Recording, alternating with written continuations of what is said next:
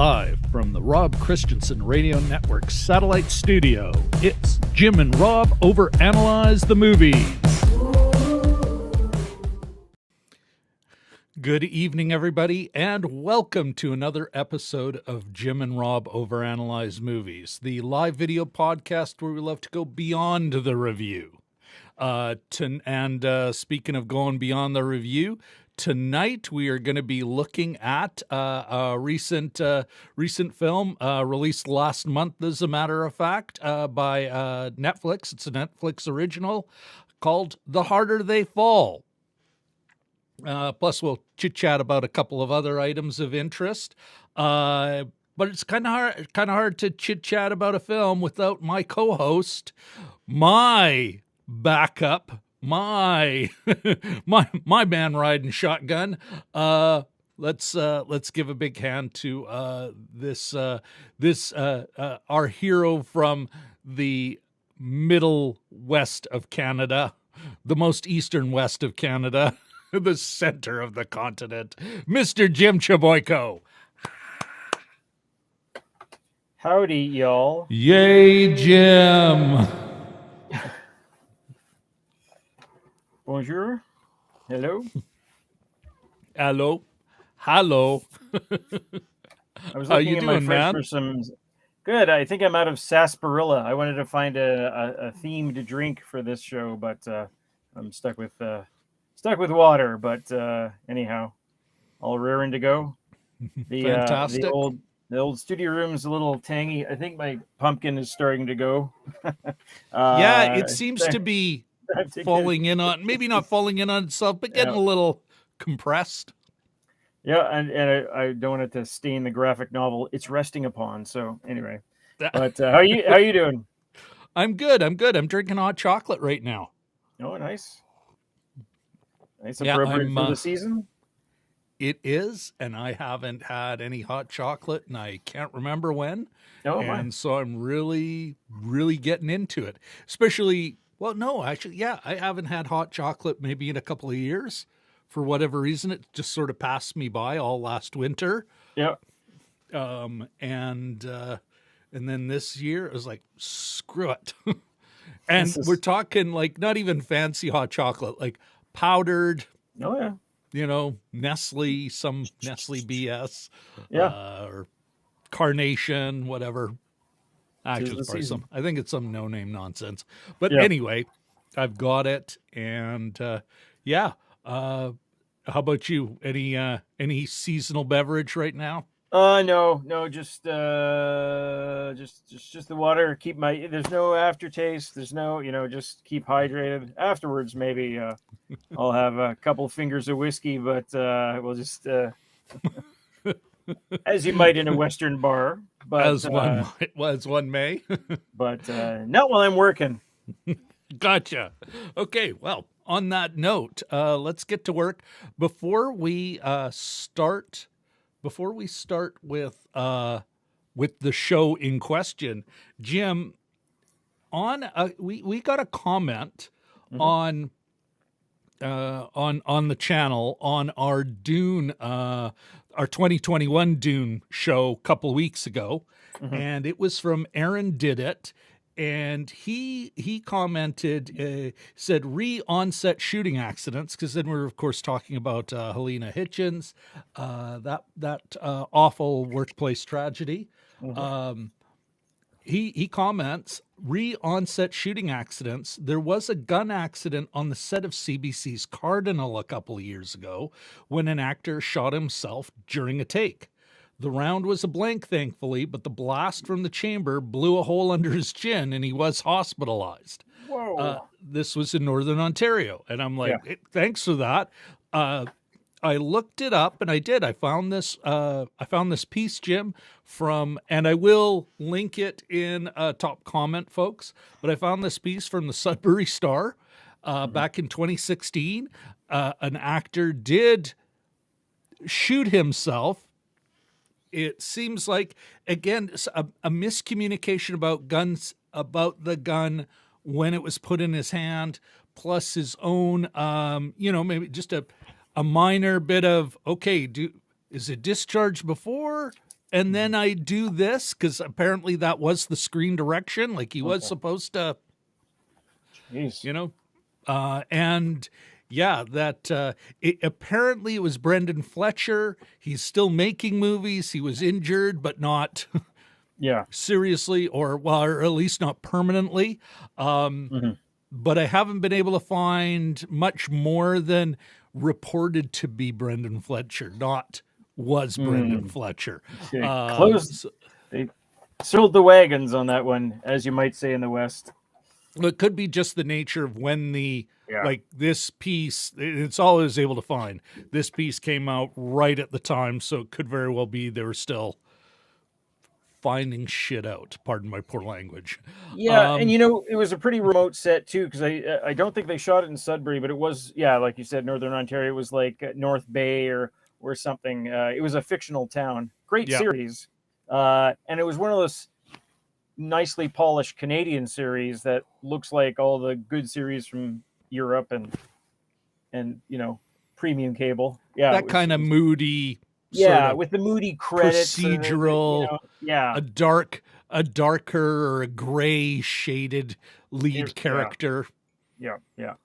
Angsty and if I'm correct, I think I was going to look it up, but Brendan Fletcher I think was the antagonist in the first season, so that might have been a concluding scene of some sort. But anyhow.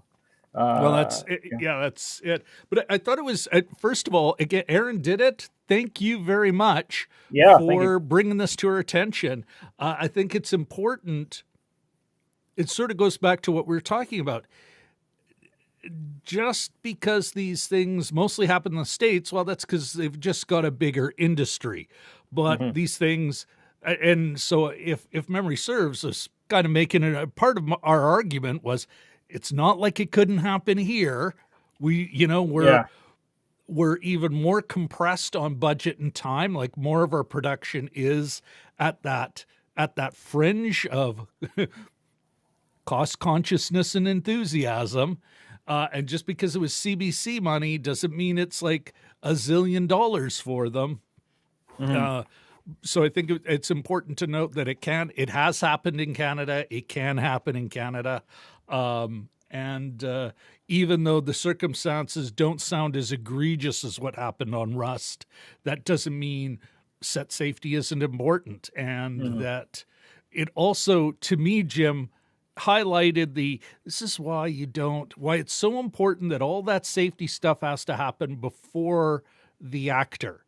Because the actor's just got too much going on to go, okay, what's the next step in my procedure? That thing I'm not actually trained for? Yeah. There's a famous English actor. This is, just in terms of on-set accidents. Roy Kinnear, older, filmed a lot of things in the 60s and 70s. And basically a horse fell on him and it caused all like a domino effect. He had a heart attack and died. Like he was on the horse and it rolled. His son Rory Kinnear is in tons of stuff. You see him all the time in English, specifically English TV. So that was. I mean, there's not just guns, but animals, and they always talk about water. Helicopters, from the Twilight Zone. And that would have been England for Roy Kinnear. But I don't think there's. It can happen anywhere, as you're saying. No superiority. It's not a Hollywood thing. It's just a humanity thing, I think. Well, it's one of those things why it's so important that procedure and commitment to safety and budget comes into play here. Because at the best of them, it can happen. So at the fringes, like that whole idea of a Swiss cheese defense, that, okay, if the bullet finds this hole, it won't find the next one because it's over here. Like that you really have to you got to make that Swiss cheese just one slice. And that's what a lot of low budget productions do, is they one slice and then you're just playing Russian roulette. Yeah. Now I'm really mixing a lot of metaphors here. So maybe we'll move on. We do have some folks in the chat. Why don't we say hello to them, Jim, before we get to Certainly. the flick? First of all, we've got a friend of the show, Dragon Movie Guy. Ryan. And then we've got 1/3 of the Balmoral Street Research Irregulars, Mr. Richard Lennon. And when you have to shoot, don't talk. Zing. Yikes. Anyway, great to see you folks here. And let's get started. I will now introduce the film we're yakking about again. It is, yes, the Netflix original, The Harder They Fall. This is, here's the log line. When an outlaw discovers his enemy is being released from prison, he reunites his gang to seek revenge. It's directed by Jeymes Samuel, written by Jeymes Samuel and Boaz Yakin, and I hope I'm pronouncing that correctly. It stars Jonathan Majors as the protagonist, the antagonist Idris Elba. So you got Nate Love versus was it Buck? Rufus Buck, a classic Western name. Zazie Beetz, Regina King, Delroy Lindo, and Lakeith Stanfield.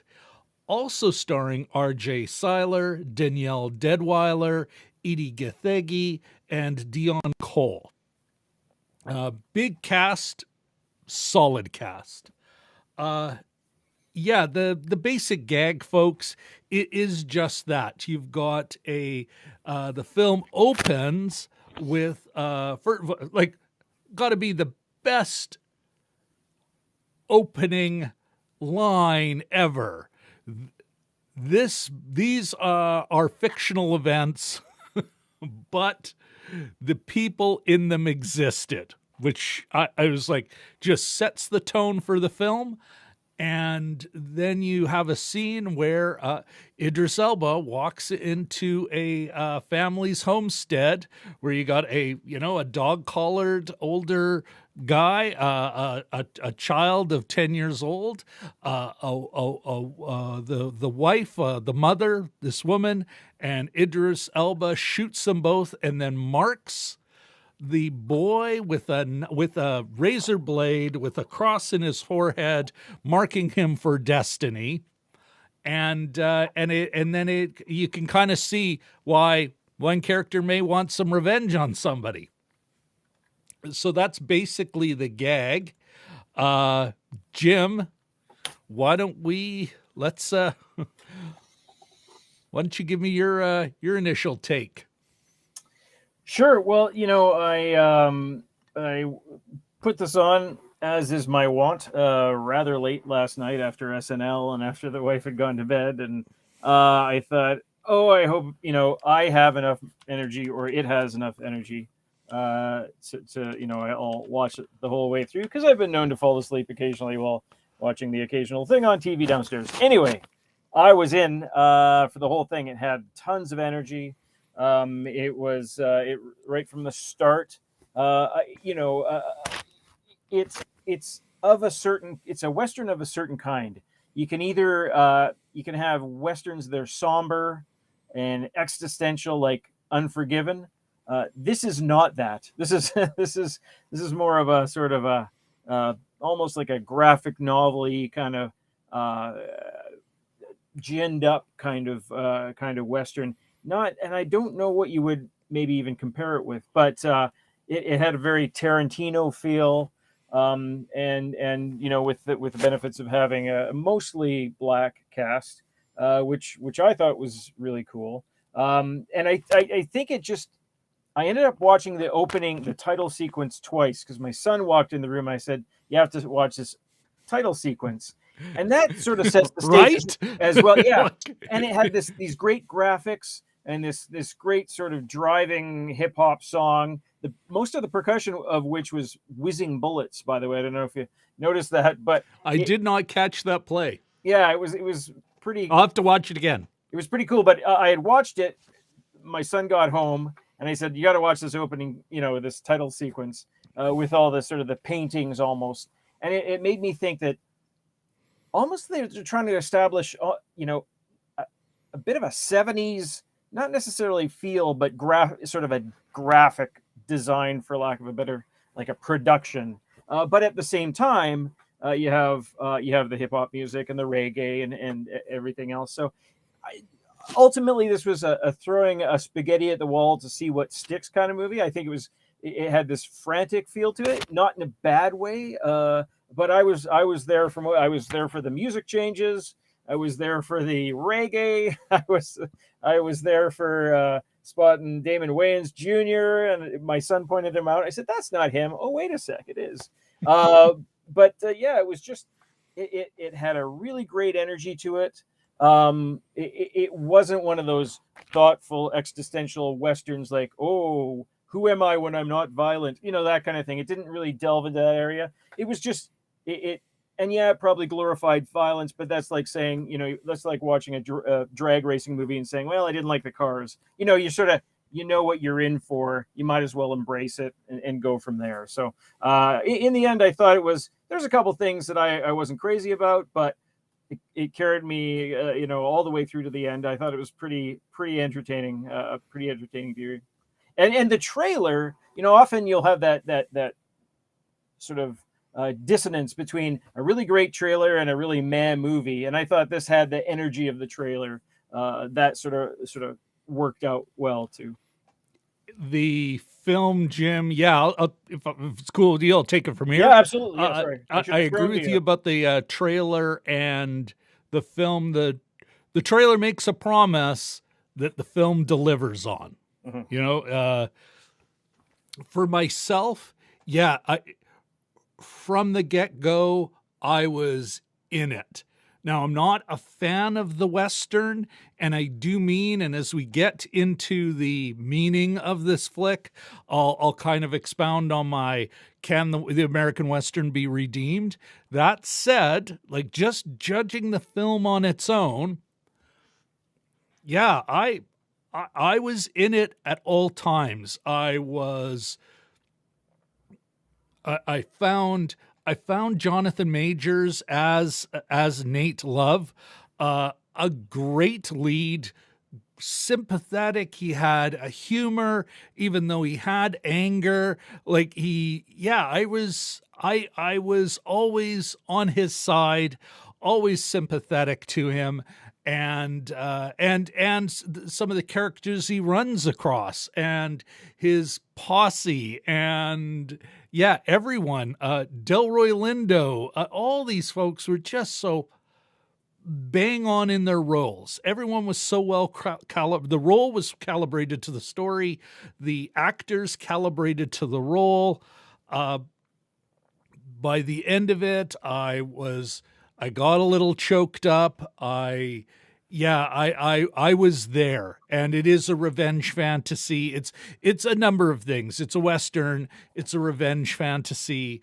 It's a solid effing flick that if you let go of some of the darker side of this film, which we'll get into later, just a fantastic, well-told story. No fat, no navel gazing even. It's just it was a solid flick. I'll save it's weird. The one thing I want to say now, Jim, is it's interesting. There is I'd say it's almost like a romantic realist kind of stylized take on the West, which I'm totally on board with. But how do you make a Western in this day and age without not one Indigenous person? Not a one. The only time they are mentioned is two people who are not Indigenous. or one person who's not indigenous is referred to as indigenous, and it's like, whoa. It's like, wow. That's an excellent point. Wow. How do you do that? Yeah. And again, we'll get into it more later. So that is the big kind of, ooh, otherwise, yeah, I do think I love that. I do. I love that opening. I love that. Hey, this is all fictional, but these people existed, which seems to be the director's thing. So anyway, yeah, that's my take, Jim. Let's, with that out of the way. Just a little counterpoint to what you said about well, not counterpoint, but just to add to that, I think there was one Hispanic or Latin character as well. Two of them. Was there two? Yeah. The one father comes out. Well, there were two. Not many, anyway. Both had names. They were there briefly. Yes, yeah. Including one who had. Well, we'll talk about that in a second because we're now entering. Well, actually, we haven't the spoiler zone. Sure. Social nutrition checklist. Oh, yikes! Thank you very much, Jim. I appreciate. Thanks for the reminder. You're absolutely correct.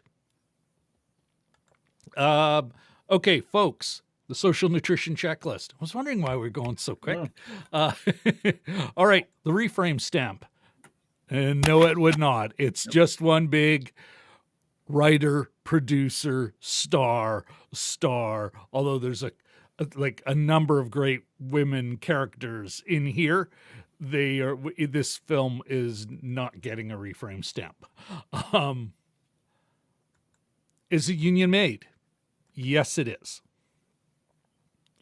Does it pass the Bechdel test?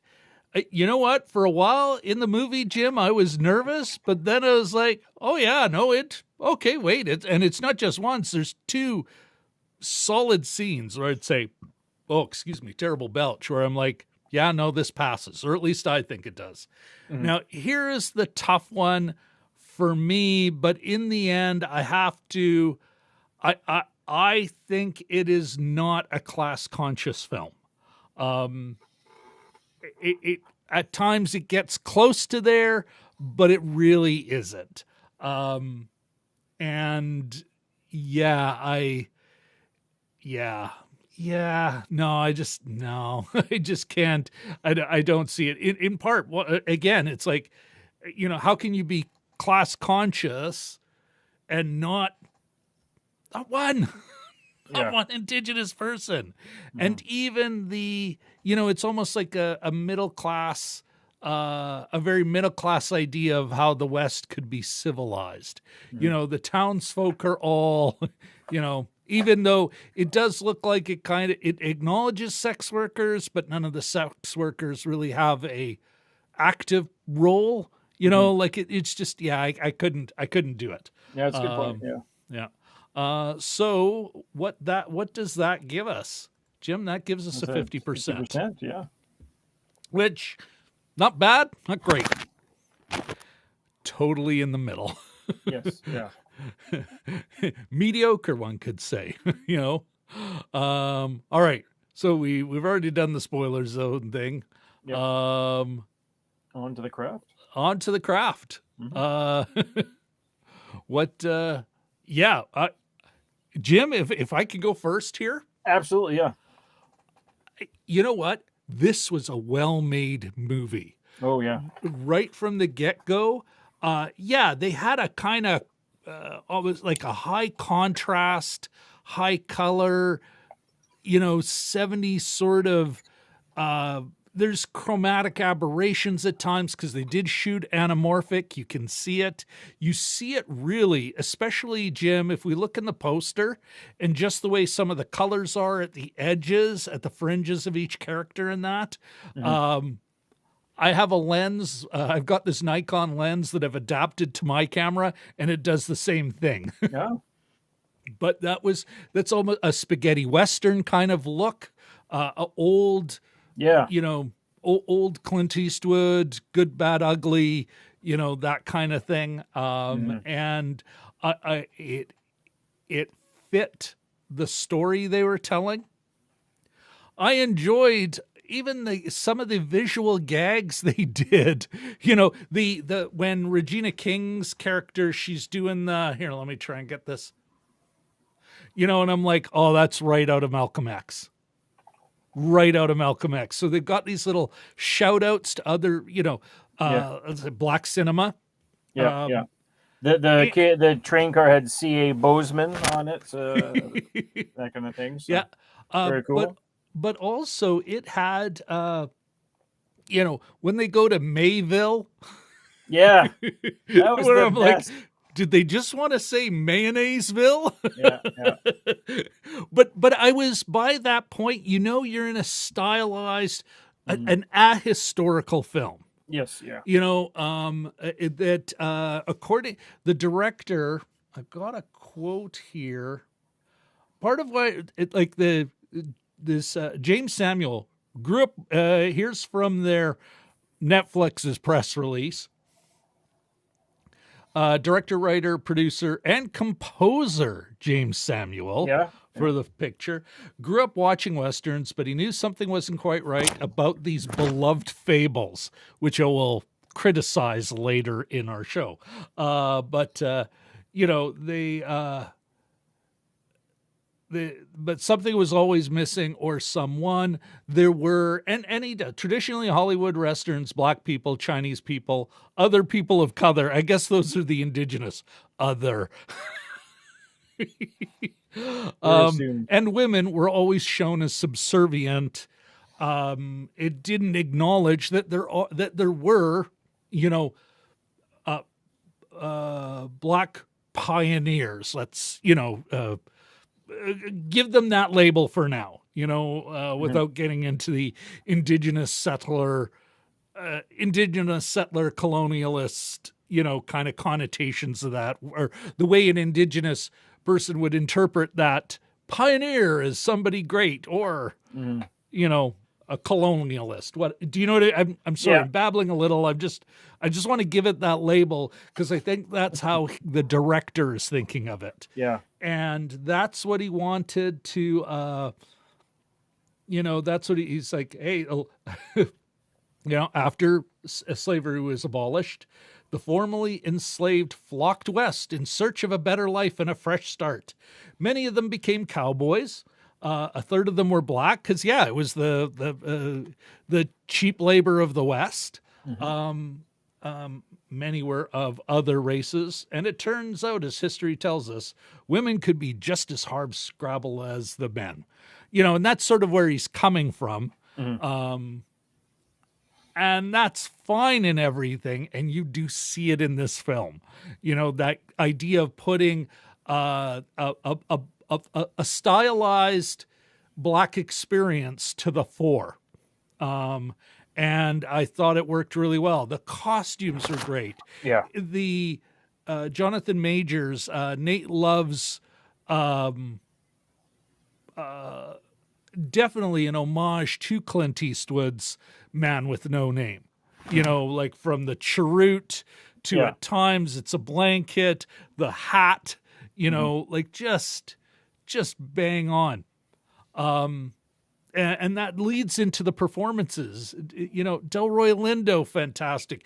Delroy Lindo as, and this reminds me, this was a great performance and a great counterpoint to the scenery-chewing maniac that he played in Da 5 Bloods. Here, he's dangerous in his restraint. This is a guy you buy. It's like, he took the bad guy down. He's a guy who's like, I haven't seen the devil. They're all men, but you're going to die. You're all, you feel that this guy is everything he says he is.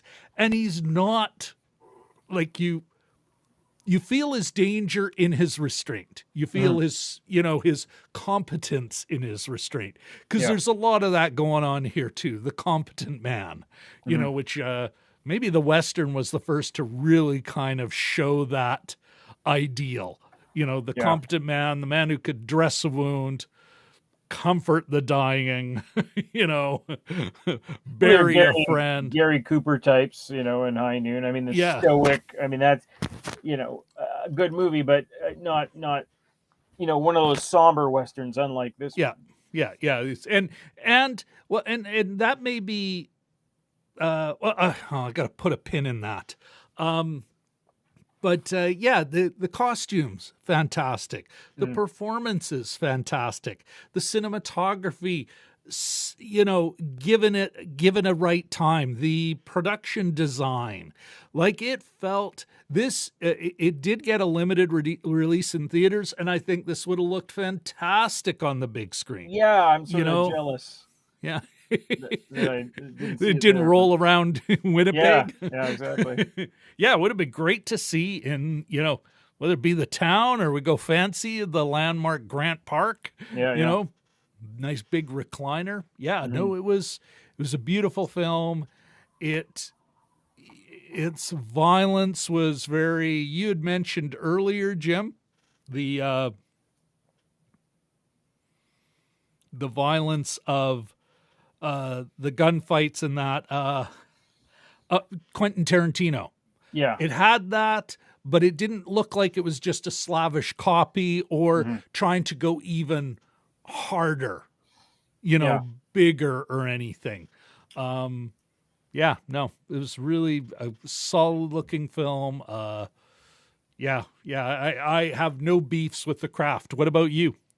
Yeah, another one that comes to mind is not just Tarantino. It's really easy to say Tarantino, right? And it's sort of chunky in the same way his movies are, and sort of odd word for Tarantino, but maybe it's sort of muscular in the same way that his movies are. But it also had a real big Quick and the Dead energy. I don't know if you remember that. Oh yeah, that one from back in 1994. It was Sharon Stone, one of Russell Crowe's first movies, and as the woman with no name.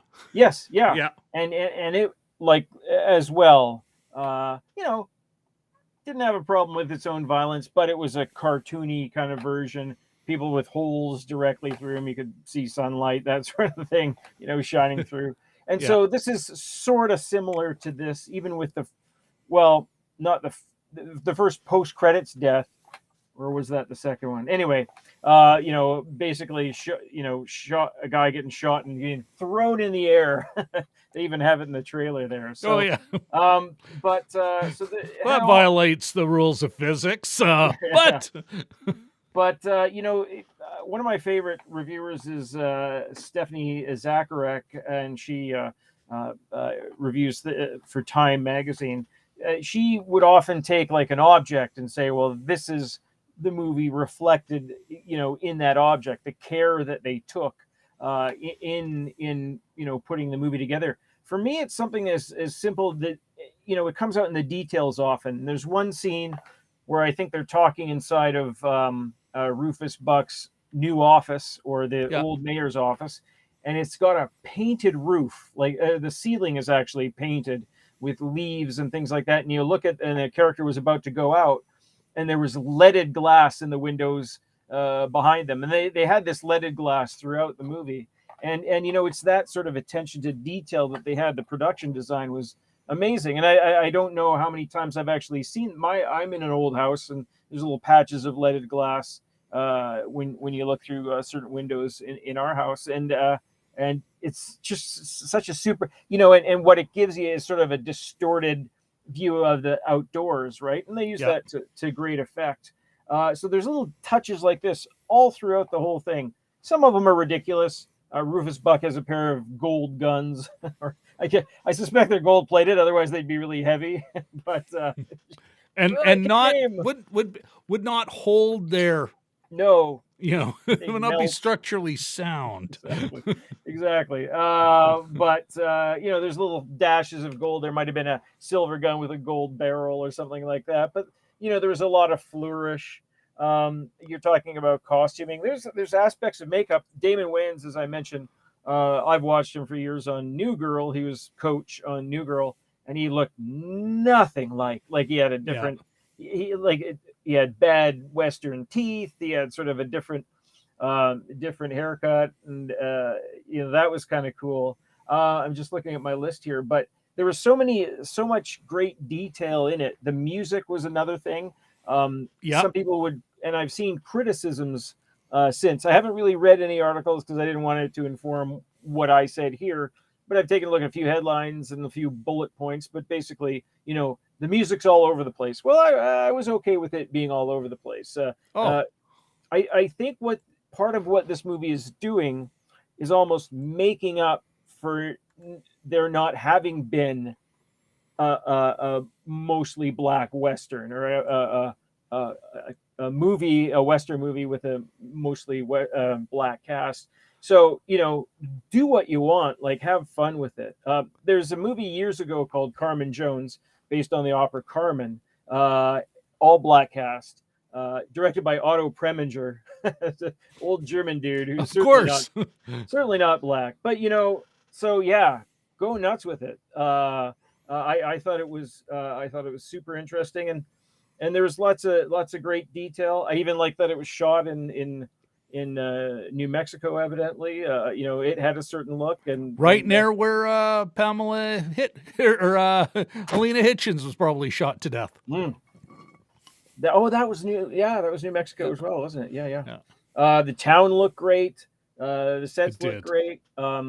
But yeah, no, it was just it was a really nice. Even some of the the bullet, the unfortunate horses getting it. They're sort of like, and their sort of depiction of blood like coming out in these graphic novel like splatters. There's a fight around these sort of dying vats later on in the movie. I was disappointed that nobody got drowned and turned a different color in the dying vats. But anyway, you know what? I was okay with that because I was expecting it, and that it didn't happen was like, okay. Well, no, I wasn't. No, it's because it is. It's like, well, that's going to happen, and who cares? Like, how would that have advanced the story or any of it? No, it's almost like a comical gag, right? Yeah. Here's something. First of all, Matthew David Bowen, Mr. Bowen, from Australia, our man in Melbourne, Perth. Thank you. And he's got a number of comments, almost go to the meaning, and we'll be coming. Remind me to come back to this. But Jim, did you find? Like, I was totally in on the, I don't know how anyone could criticize the music. It all kind of worked for me. As far as casting, like it's clear, like it's a thematic statement, like right from the thing where he's like, I want black characters talked about. Black historical characters talked about. They existed. Like, I mean, just that very, very clear thematic statement that we see in the craft. These, the women's hair was full frizz or pulled back, or, that's a choice about existence and being seen. The cross-dressing, which was a thing in the 19th century, both in in North America, that the women taking advantage of the trans men taking advantage of the opportunity that, well, can you do the labor? We really can't be, we can't have the same social controls we would have had in the East, or, so that character, making that casting choice, because that woman fucking delivered. It was awesome. Let's, I just want to take a quick look at our comments, see if there's anything on craft before we move forward to story. Let's see. My apologies. All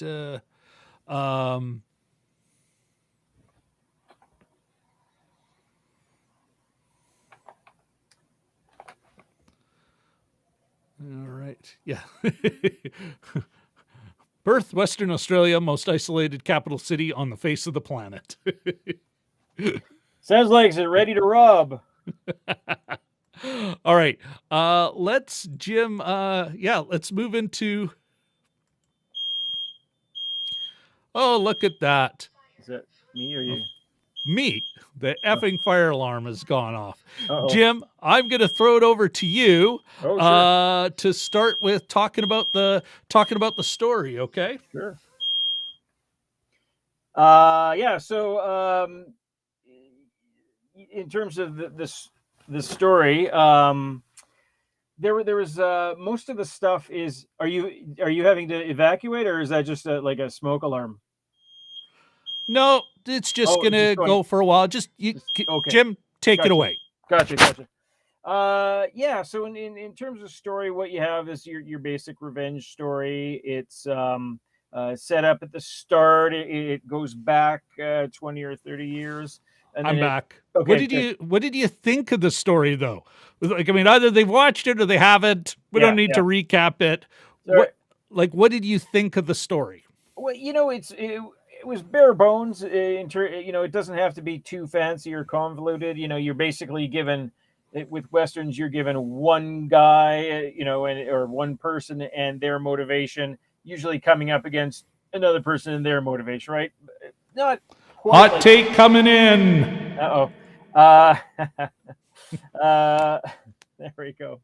That fire alarm threw me off too. Anyway, but yeah, I mean, it was like a standard Western. A lot of times, if you read a synopsis of a Western tale, you'll just say, it'll say a few words, and you'll like go, oh, that sounds like, there's a little bit of a hook of some sort. In this case, man attempts to track down the person that killed his parents, etc., etc. But oftentimes there's other things involved. High noon, three brothers come back to town to, again, seek vengeance on the sheriff that put one of them away, that kind of thing. So that, I mean, you don't need tons. It doesn't need to have to be super layered. Typically, there's a lot of consequence that comes from what happens in the story. But I thought it was interesting enough. Westerns are kind of interesting. I don't know that they're, you're basically along for the ride, right? To my thinking, anyway. Yeah, maybe. Like, it's certainly I wouldn't call them fables, though. I think, like, in some ways, American culture, because they love this thing so much, these myths, I think fable's the wrong word. They are not American fables. They're American myths about itself. It's a foundational myth, the civilizing of the West. I think this one, and I do kind of get where the director's coming from, and it follows all those major beats. There's only so many Western stories. This is one of revenge. This is one very similar to Stagecoach. Jonathan Majors, who plays Nat Love, cannot love. He can't commit to the woman with the ring his father put on her hand. He can't commit to what was it? Stagecoach Mary? Mary, yeah. Played by the outstanding damn, she was good. Zazie Beetz. Yeah. He can't commit to her, just like John Wayne's character in Stagecoach couldn't. It's like, I know he's going to get out of jail and you want him. Like this idea of how he cannot move on with his life until he gets his revenge. That the law is not strong enough, that even the law has to sometimes let these men let this play out, which is very of a Western. The idea of the townsfolk being potentially a victim of, local shenanigans, with the bad marshal selling everyone's land out from under them, it sounds like, which is certainly something very much of that's very much in the Western the Western range of stories, right? The innocent townsfolk who can't face down the bully, the dangerous bully who comes in and takes over, who levies attacks, whatever, it very, and that showdown, that showdown, that burying of a past life, literally in this film where he buries his past. Now, what you never saw in a Western, I would argue, not in your classic Western, is the hook at the end, and we're well in the spoiler zone, folks. The hook at the end where it's like, oh, somebody did survive, which I you know what, it may have been a weaker point that Regina King, what was she, something Trudy, or Ghastly Gertrude. Ghastly Gertrude, what's the Treacherous Trudy? Yeah, I think so, yeah. Something like that. Anyway, it's like, well, maybe you should finish her. Finish her. Yeah, I'm just trying to... Finish her. Like a lot of, it's a little sleight of hand. Where did she leave off? Like she was beaten up by Stagecoach Mary, and then you lose track of her, and it's like that directorial trick of like, if I don't mention them, they'll forget, and then I'll bring them out at the last second. Yeah, and you see as they're riding off into, well, not in the sunset, but they're riding off, the hat. And then you see her, and you're like, hats. It's not that good a trick. It's been used 100 times. Yeah. You do not see her die. Mm-hmm. You see an end to the scene. She's been beaten by Mary, but that doesn't mean she's dead. And so I'm also, it's like, do you need a sequel? Like why? That would be my only quibble, actually, as far as storytelling goes, because Westerns really they're a great genre to just end. It's like, here, we've addressed all our issues. You know what? Nat can now love. He can go and settle down with a woman in which is so much the American Western, to go into a town or build a farm or whatever it is, where they give up their outlaw ways, because they have become they have done their job to tame the West. The bad element has been killed. The town is freed. I mean, it's shot up as well. This is another great moment in Western history. You could almost argue it's like a metaphor for American foreign policy. Look, we've brought peace. A lot of holes here. You had to destroy the town to save it. Yeah, peaceful holes. But I think it's a great example of the American Western. And I'll get into my critique of the American Western shortly. But yeah, I don't think there was any plot holes for me, Jim. Like it was solid. It was a solid story. Yeah.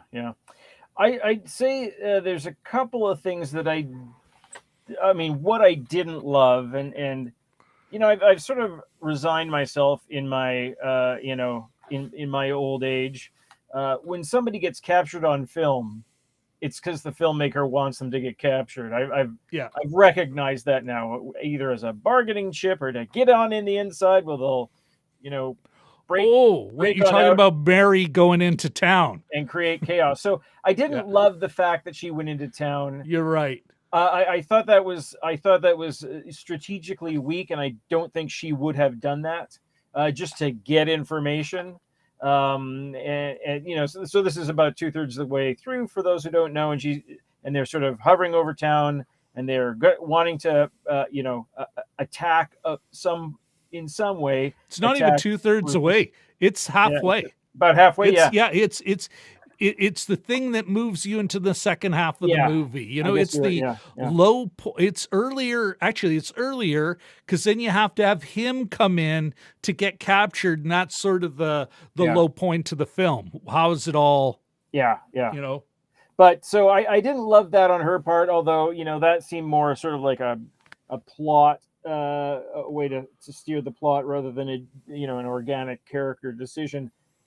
What that led to was them being her being imprisoned, and then Nat Love being imprisoned, Jonathan Majors, and then this is one of my things that I really don't like is when somebody's bound or they're they're just basically tied up, and the bad guys have their way with them. In this case, there was a choking scene where they choked Stagecoach Mary out. And maybe it's a moral thing for me. I don't know. I don't like that vulnerable person being picked on even more.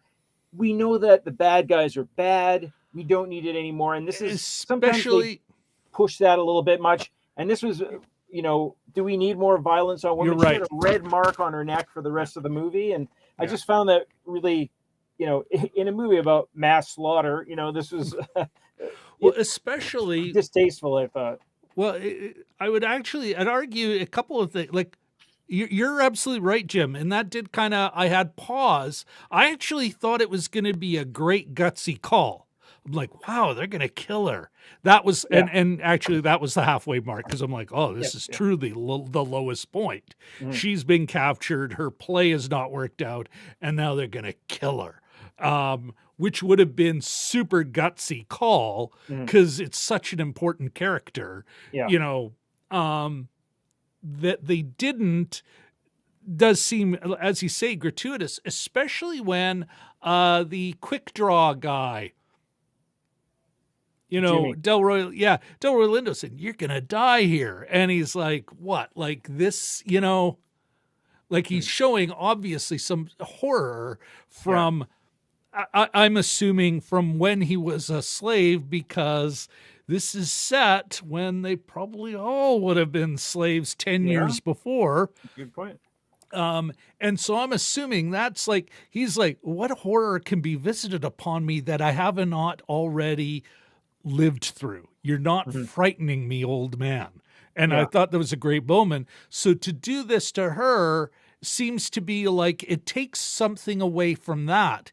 It calls to it, but then it's just a mark, but it's not quite the same hit all of a sudden. So I'd agree with you. They didn't have, in a way, and maybe they just they're in the scene and they left it in because it still does amp up the scene, But you're all right. Yeah, it wasn't necessary and therefore gratuitous. And similarly when Jonathan Majors is he's sort of hanging on a hook and the guy's giving him body blows, I just we know they're bad. I don't know how this furthers the story more. You have a guy all of a sudden and he's supposed to rob a bank with tremendously bruised ribs. As someone who had bruised ribs last year, that would not be an easy thing. They're not even bruised. They're going to be broken. Oh, yeah, exactly. Broken ribs. He's going to be... Slam. But I'm going to come back and take this town down in about a year. 8 to 12 weeks. Yeah, exactly. Actually, then I'll be in physio. Yeah. Let's say 6 months. Then I'll come back. I'll be fresh. I gotta work on my core, and I'll be fresh. And if none of you or if any of us haven't died of cholera already, let's do this. Jim, I want to interject now. Sure. We do have a quick question, a couple of questions, couple of references, and it's funny. So DMG asks, are there any/many Canadian Westerns? Jim and I have talked about this multiple times on the show. When we first looked at Badland, another time when we had a split decision on what was that one about Ned Kelly we watched, Jim? I think it was just called the Ned Kelly Gang. It was the most recent one. That? Oh, no, the true story of the Ned Kelly Gang based on the Peter Carey book. Yeah, and it came up both those times. I would argue, and I believe I argued then, the Western is something uniquely American. It is a genre. It's very much a genre, and it's very much an American genre. And it's something that Matt has mentioned in some of his comments regarding the Western. He's mentioned Ned Kelly. He has there is the idea of the neo-Western, which Star Wars is, referred to as a neo-Western. This, you might be able to call it a neo-Western. It's so stylized, and in some ways, and they wear it on their sleeve. It is a stylized, not historically accurate, not that classic Westerns were either, but you might be able to call this a neo-Western. But which is kind of like, does this actually redeem what's really an awful genre, politics-wise? But I've argued, DMG, that, there are no Canadian Westerns. There are Canadian films set in the West. But because of this idea of the lone man bringing civilization to an untamed land. Even the Ned Kelly, any of the Ned Kelly movies were almost always just conflict with authority. They're crime movies, but they're not about frontiersmen. There's while there's the Aborigine experience with colonialism is different from First Nations experience here in North America with colonialism, and that history is different and the way it was done was different. The Ned Kelly game was more like a class struggle thing, a crime movie set in the context of, we're the poor on the outs having, our conflict with those that are more connected to power, which isn't necessarily the way a lot of times it is the lawman, the representative of the state, the representative of the establishment that is the protagonist in and you even see it in this film. Our hero is deputized for all intents and purposes to get this bad guy so that the West can be pacified, So I would argue, the Canadian experience is just too different. You have a Canadian film set in the West, you could have a Canadian film set at that time, and we do, but they're not, chasing criminals. They're mostly, misery in a homestead, or and here was the Northwest Rebellion. It's not. It's a different historical context. The Western is so set in the American West and that myth of American exceptionalism. The another thing that the Western is definitely part of the myth of the United States as it got out of the Civil War. And a lot of the tropes within it are, reactions to it's why it has a disturbingly systemic racist subtext. Mm-hmm.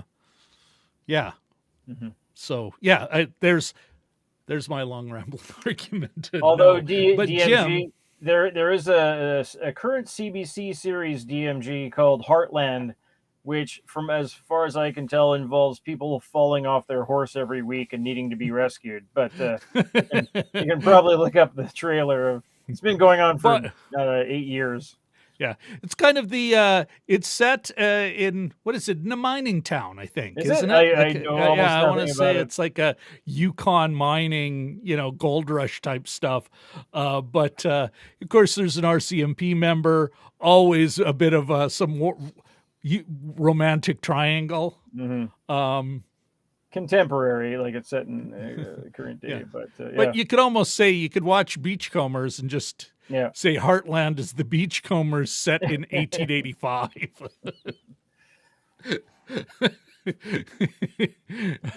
More, actually, I think you could say it's more like Little House on the Prairie, which, although set in the West, is not a Western. Mm. It's actually set in Minnesota, I think, just to the south of us. But yeah, shot in California. You know, farm country, all that, like that's not a Western. You know, it's very much a post that era. It's all been tamed. Now it's all just the experience of homesteaders. Yeah, you could do, Canada could have a Little House on the Prairie. Unless some outlaws ride up to your house during dinner. Shoot everyone inside. Yeah, it doesn't even go to the Canadian myth about its own Western experience, actually. Yeah. You know, and I think that really pushes us into the meaning. Like that American experience of exceptionalism and taming of the West, whereas we Canadians love to live in this fantasy world, which is as dark and as racist. You know, this idea, no, we had and I remember, Jim, do you remember those like little historical moments? They're like heritage moments, Heritage Canada BS, little where commercials on TV for the folks that don't know. Yeah, the little vignettes, little historical vignettes, and right down to how the just a couple members of the RCMP gave protection from the Great Mother, which would have been Queen Victoria at the time, for. Wasn't Crazy Horse. Who was it? The Sioux, like the Blackfoot, Sioux Nation, who came over the border, being chased by the American cavalry as part of the Indian Wars, and them, nope. We've made a deal with these people that we're going to stick to, and they're under the Queen's protection or some horse shit. Yeah. As we route them to the Pine Barrens. Well, as we use them to put the squeeze on other Indigenous folks that were already here going, well, what do you mean what the hell? What about our deal? Well, we're sticking to that. We're sticking to all the deals. By not sticking to them? Yeah. We're all treaty people. Just one of us is not going to stick to our word at all. Yes. Yeah. So our it's as bad. It's this faulty. It's the same awful history, but it is different. Ours is, it'd be more legalistic. Yeah. How do we kill people with laws and lies? Yeah. The American Western or the Canadian Western experience. Very Canadian exceptionalism. Yeah. Canadian mediocrism. Here's an interesting. First of all, okay, we've got a couple of other new comments. Here. Okay, let's. We are talking about the meaning. Yes, American Manifest Destiny, which is cooked into the the Western myths or the Western kind of mythic narrative. Is there a Canadian equivalent to How the West Was Won? Wouldn't be equivalent, but is there even? I don't think there is, Jim? Like, we don't have any big, epic Western film. Was that one with Leo shot by the Mexican director? I always forget the name of that. The Revenant? Yeah. Was that set in Canada? I know it was filmed in Canada, as was Unforgiven. I don't think it was. But, okay. Yeah. And it definitely, even if it was, it's not... In no way could you argue it was a Canadian story. Even if it was set in Canada and they're all playing real Canadians, of one time. At no time did anyone go, wow, this is the Canadian experience. I don't think we do have one. There isn't none of those things fit our myth about ourselves. Canadians love to think of their history as very boring. Mm-hmm. And that even is it's mythic in that we get to say that we're not, we don't have any of that excitement / violence / evil doing, and it's like, ours was peaceful. Yeah, exactly. It's the part of the Canadian mosaic, Yeah. That's what we need. We need Jim, we need an eye roll emoji we can, you know what? I'm going to work on that. Sure. That's what we need. It doesn't really fit. We do have, it's interesting. And this guy tried to make a couple comments and YouTube just deleted them. Zombie Da wants us to check out Sardar Udom. It is the most underrated masterpiece of this year. This is definitely a must watch. And it's an identical comment, which was you know what? I suspect, this is probably, you know what? No offense, Zombie Da. I suspect you've been tagged as spam. The comment certainly doesn't seem to be relevant to what we're talking about. But hey, we still put it on the screen briefly. So there you go. Here we've got, no, that was set in the West. Now, in the U.S., yeah. Matthew does mention talking about The Nightingale, a movie we have on our, maybe we'll watch someday, and The Tracker. Ooh. But I would still argue, the let's say the colonial indigenous experience in Australia was fundamentally different than, just as bad. The British never did it well anywhere. But it was different enough that you'd say Ned Kelly, The Nightingale, like a lot of these films are uniquely Australian and speak to the Australian experience, The Western is an American genre. And in a way that's good and right. You know what? Australia has its own take on these things, and you see it in the way they make, in the way Matthew, in the way you and your contemporaries make film. It's nothing you would mistake as just a knockoff American Western. It may use some of the iconography, but even that will have a different meaning in American or in an Australian context. Just like, when we see somebody wearing a cowboy hat on a horse in a Canadian film, we're just not thinking of Wild West cowboy. Like, it just doesn't come to mind. And even if we tried to make that into a Canadian film, it would feel weird, or it'd be played for comedy, or it'd be somebody's American cousin who's having a hard time understanding why. Yeah. And Canada works that way. To the people who are asking, it's not that there's nothing set, that we haven't filmed or written anything that wasn't set in those times in Canada. Guy Vanderhaeg has done a bunch of stuff, for instance, a Saskatchewan writer. But it just doesn't follow the same tropes and patterns of a Western. It also makes me think, I kind of am curious about movies or fiction from Mexico set at that time. I wonder how they would handle it. Because, again, it wouldn't probably be a Western as we define it, but it would be interesting to see what the differences were. I suspect it would be a lot of struggle against the land, struggle against the forever inhabitants of the place who are already there, that kind of thing. But yeah. Well, and I think now it's okay. We got a couple of items that I want to talk about from the chat.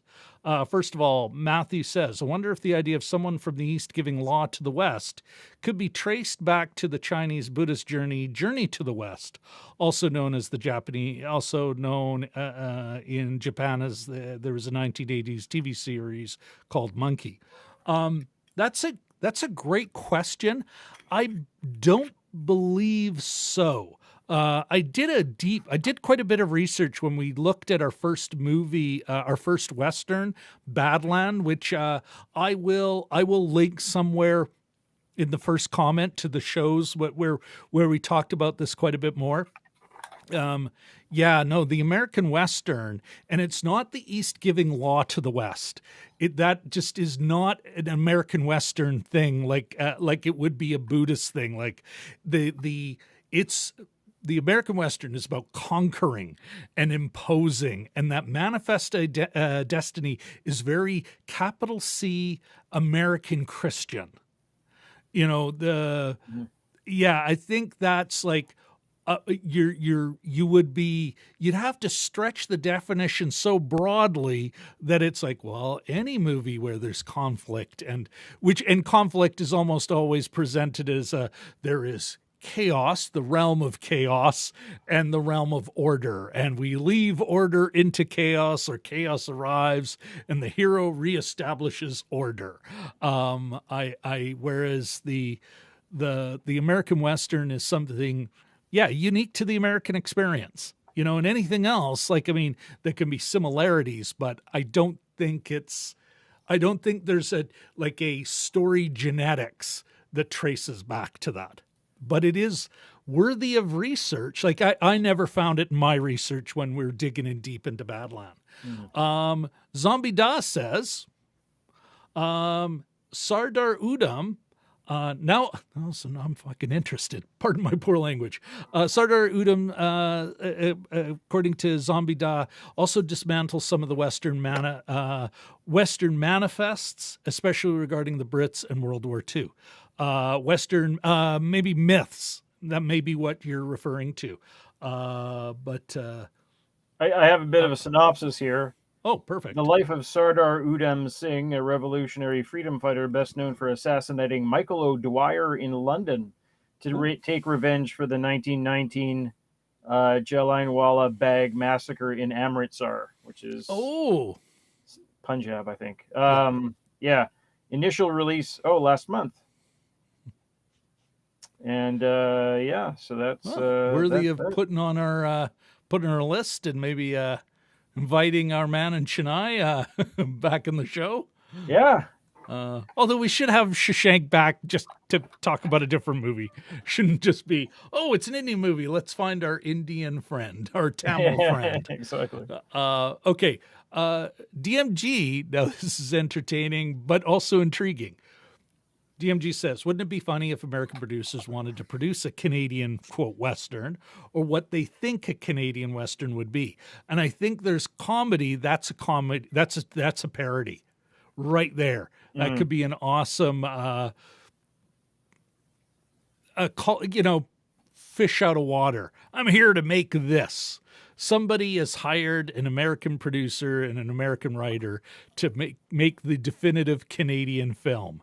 And as they learn more about Canada, they go, what the this is insane. Well, we're still making the movie because we've all been paid to make a movie, and just how ridiculous it could be. That's a great idea. Good one. Yeah, exactly, DMG. A film within a film. I think it's a great idea. Not just would it be funny, it should be funny. It should be made. Mentioning Kurosawa and John Ford, The Searchers. Yeah, you look at some Kurosawa films, and they're not Japanese Westerns because it's not the Western experience, but they're using iconography and even some set pieces. What was that one I was watching, Jim? Oh, The Fortress. Mm-hmm. I did a quick review of The Fortress a few months ago, I think. Maybe it was back in last year. Spring. Yeah. Oh no, I think it was in the spring. Yeah, spring or summer. You see some of those elements, but to call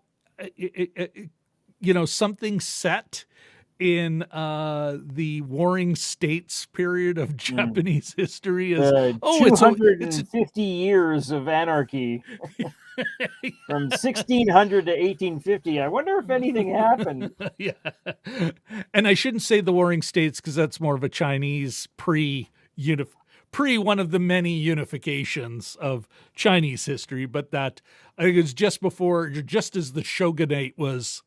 I think the fortress is set right around the time, just prior to, that chaos of the warring daimyos before the shogunate was installed and, brought everyone to heel. Where there was a shogunate, a military, a junta piece. Yeah. Anyway, yes. My dates may not be. Don't quote me on them. They may not be exact, but something like that, like 250 years. Yeah, and I would again. There's I would almost say that weren't like Western Marshals. Western Marshals are more like Jim and the samurai in that are more like medieval knights. They kind of allude to that sort of noble, I will, the women and children, I will defend them, which is also another chivalry, is another, fantasy put on by people who benefited from being a knight to hide the fact that they're just thugs on horseback. Mm-hmm. And I would argue samurai as well. When they got horses. Yeah. The Seven Samurai too, of course, being turned into the Magnificent Seven, etc. Yeah. Yes. Thank you, Matt. Yeah, I was mixing up some of my very distinct Asian periods in Asian countries' history. Bad form on my part. Chivalry to the Titanic sinking. What back to the meaning, Jim. Sure. What do you here is, and it's why I don't like Westerns, and even as good as this film was and as entertaining as it was, I do have a deep problem with this film. First of all, I get Jeymes Samuel as, he's got, I get why he's like, no, I want to make a film where we're in it because we were part of this American history. And I get that. I sympathize with it. At the same time, it's like, it's almost like, well, we want to be part of this myth, but this myth is a terrible myth. It hides a lot of terrible things done. And again, it's also, he may mention Chinese and other, which is also for fuck's sakes, pardon my poor language.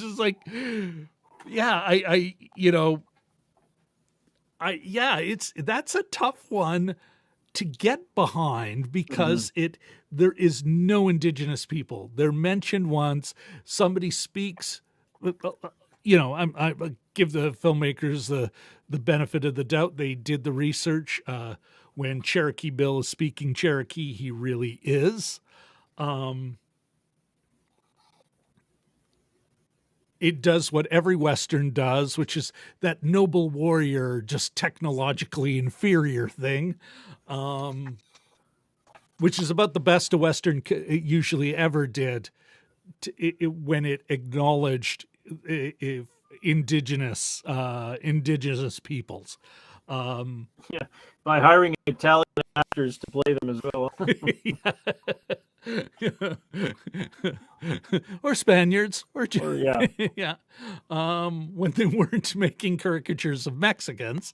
I got it. I get his stated meaning, but there's kind of a subtext of we just want to be part of this myth. Fine, but if the myth is so awful and it's so linked to the Civil War, it's so linked to and that all you're really doing is say, well, you know what, I'll mention them, but they're not in my movie. It becomes one of those things. It's really, if the American Western, let's say the Western, can be redeemed, it's not being redeemed by this movie because it's only giving us, it's just not, it's not inclusive enough. It doesn't acknowledge the roots of the era and the roots of it doesn't truly acknowledge the roots of the genre. What do you think? Yeah, no, that's something that I have to admit that I overlooked. I was so delighted by having, a mostly black cast. There are a few white speaking parts. I find it interesting that the group of soldiers that they come upon are not Confederates, but they're Union soldiers. I'm not sure exactly what year this was set in, so if that would still be an accurate The thing, West is always after the Civil War. it is. Western Okay. is always placed after the Civil Yeah. War. Well, would they still, if our Vlad audience member was in on this, he would let me know if the Union or their Union. You'd have all that sort of fact checky stuff. But well, it's after. But I was just so delighted that it was a mostly black cast and that they were bringing these actual characters somewhat with a huge host of asterisks somewhat to life. At least they're being mentioned and talked about, right? And I love Jim, I love that part because they're fictionalizing it. They state it right up front. They don't do inspired by, they just say these people existed, which really speaks to my soul. The movie really owned that very, very well. These people existed and should be talked about. Yeah. But and you're doing a Western with all its ugliness, with all the built-in ugliness, you gotta fucking mention you can't mention the land. You can't have a whole town going, your land's about to be sold out from under you. What about the first residents who literally just say, here, this is ours now? Yeah. Well, and the fact too is that they did their research, and if they knew the characters, one of those characters had deep ties to the First Nations or American Indian communities, various sources of various kinds. Nat Love had been imprisoned by them for crying out loud in real life, and evidently they got such great respect for him that he sort of became part of the tribe, and he almost married the chief's daughter. I mean, a lot of this sounds like, sure, prove it to me. I didn't double source it. I just saw it on a little bit of a blurb earlier. But, there's no excuse not to mention them. And I'm actually kind of embarrassed that I didn't even know. I was sort of literally in the shower today. I'm thinking, there's not many Hispanic characters either, for New Mexico. Well, I don't know if it was set in New Mexico, but it's in that sort of Arizona, Texas kind of New Mexico area. And they're usually characters in Westerns, like, that Spanish move north. A lot of the Spanish stole from the indigenous. Well, we're stealing that from you. You can stick around and be our cheap labor. But hopefully, this isn't the end. That kind of I've often been thinking of doing a project about why there isn't a movie for this particular historical incident or that particular historical character. Or if there's been just a little bit, like Josephine Baker, huge, super interesting. Why isn't, how many things are currently out about Diana Spencer? Just on and on and on. And there's maybe 2 or 3 things about Josephine Baker. There's apparently one thing about Nat Love and all these other characters, and they cover with that. They've made that now, but maybe there's a few more down the road.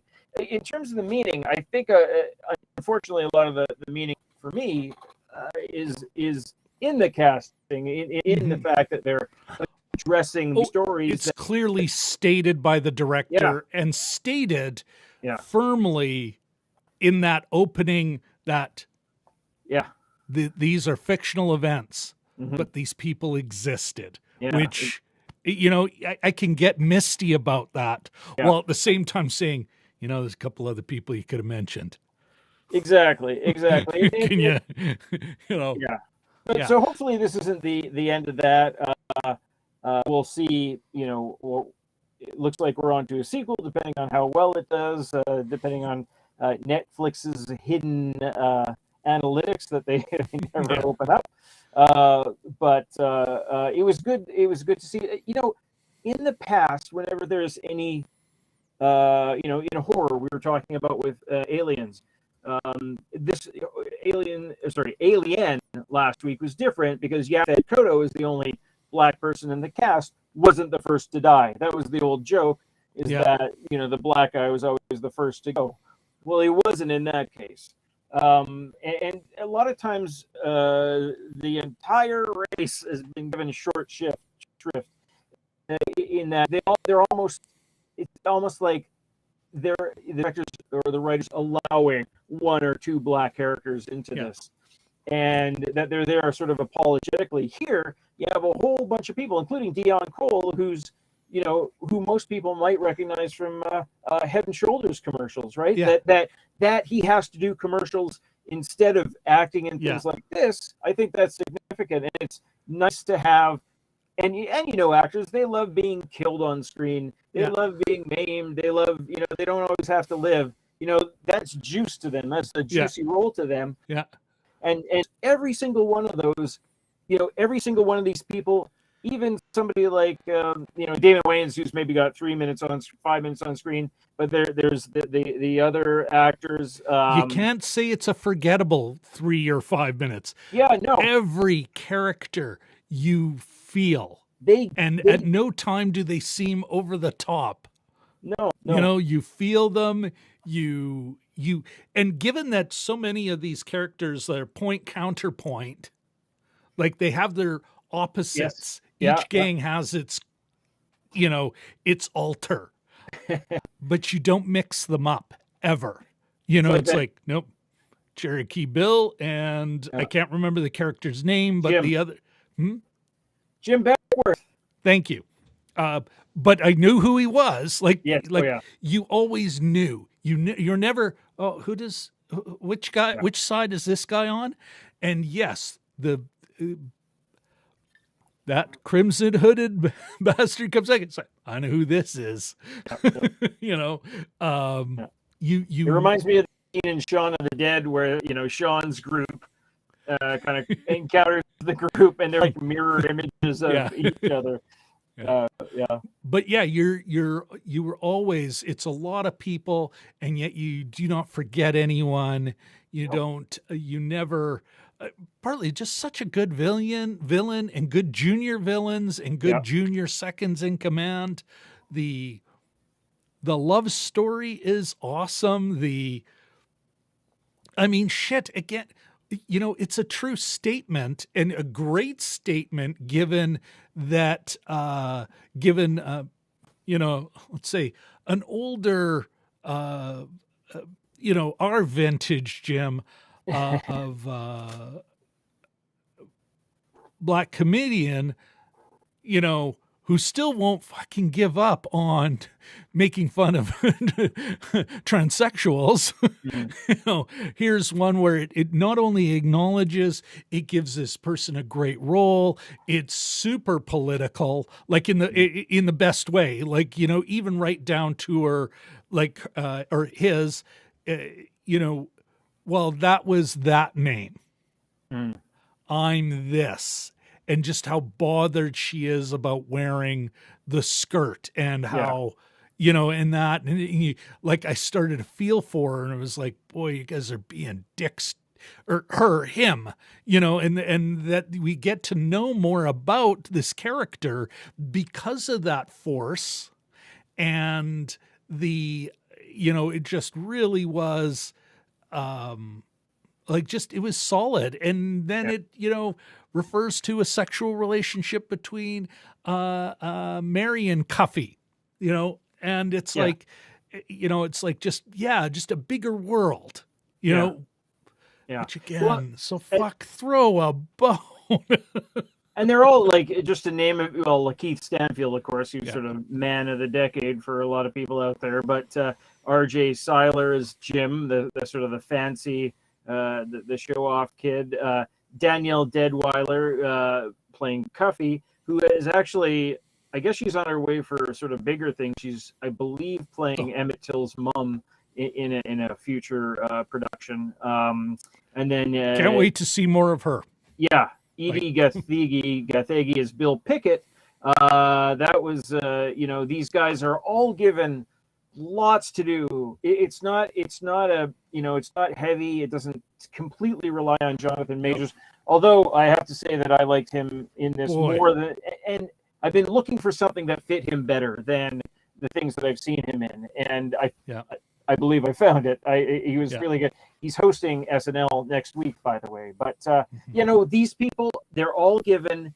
It's like a black filmmaker giving black actors really juicy roles, not an accidental thing, not a walk-in with 5 lines or 6 lines, not just to make the cast less white. It's just a really neat thing to see. Anyway,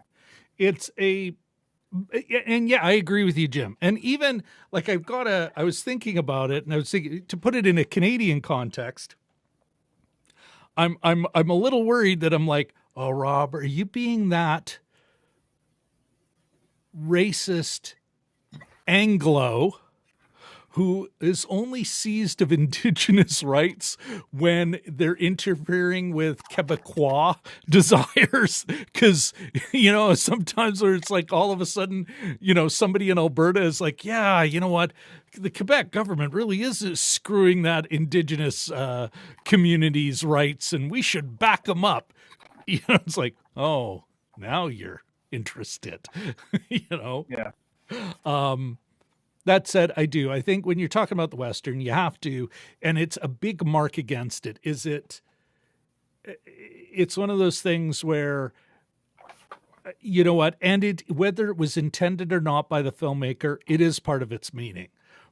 It's this, we're going to be part of this thing, and part of this thing is erasing the Indigenous experience, because that's a part of the Western. Let's say the Western as a piece of propaganda, as a piece of myth making, is that there is no Indigenous people out here, or if they were out here, there's barely any of them, that they were all bloodthirsty, that, there's just a million negative myths cooked into the Western about First Nations. And this film makes a choice, conscious or not, to be a part of that.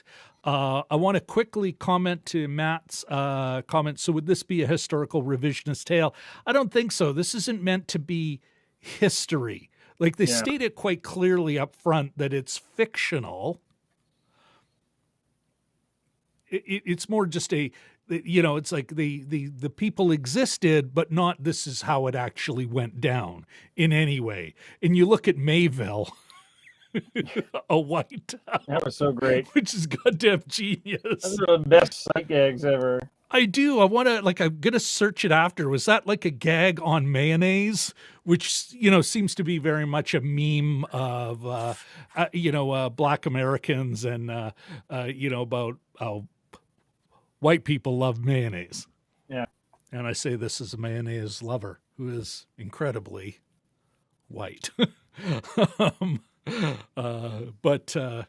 I don't think it would be historical revisionism. It wasn't the revisionism we saw in The Forgotten Battle, which, wasn't like a terrible, horrific crime against history or anything. And I don't think this is one of those crimes against history. I don't mean it that way. I think it's criticizing one aspect of what's wrong with the American Western, but while letting all the other shit slide, because it's about being a member of the American Western myth, and it's like, oh, come on, man. Mm-hmm. It's a problem, but is it a killer? Well, you'll have to wait until I say, till I express my opinion on the directors passing or failing. Listen, folks, I think it's time. Quickly, first of all, Jim, It is time to beg for a like. There we go. Of course, if you haven't already, please subscribe. And last, but certainly not least, ring the bell.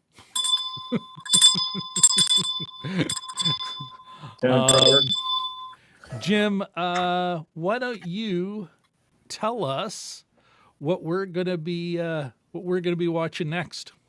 Oh, yes. I always like to check just in case I've forgotten, and I didn't this week. But unless it's changed, it's a Canadian movie. We're doing a Canadian movie, first time in a long time. About Canadian War movie. One, yes, there we go. It takes place in Western Europe, not the West, called Passchendaele. No. No? What are you talking about? Hyena Road. Hyena Road, yes. Yeah, Oh, I'm for sorry. fuck's sakes. You're right. All right. Okay, anyway. We're going to be talking about Hyena Road, which is set in Afghanistan. Before. Yes, I'm sorry. Yeah, no, you mentioned it, and then you just obviously kept it in your head, yes, notwithstanding. All right. We're talking about Hyena Road, which speaks to the Canadian Army's experience in during the earlier in the Afghanistan War, made by the same folks and starring the same folks as was in Passchendaele. Yes. Sorry. That's another thing. The one of the stars is the same dude, so that always threw me off. Yeah. Anyway, oh, look at this. Speaking of giving the like, fortunately, you can only give one like. You can set up another account. And... Matt Telsevich, so there's always Kentucky Fried Chicken, lettuce, mayonnaise, bread. And then, of course, a call for hitting the bell.